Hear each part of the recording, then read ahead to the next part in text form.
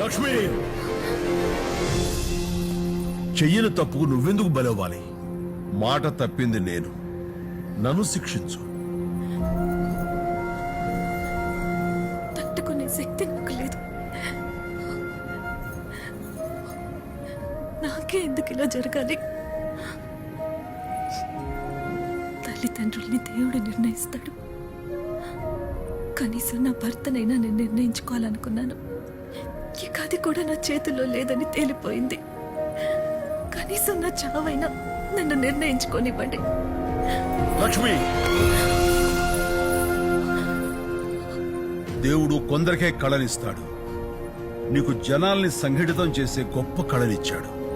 అది నీ కోసమో ఆ దేవుడి కోసమో కాదు, స్పందించే అందరి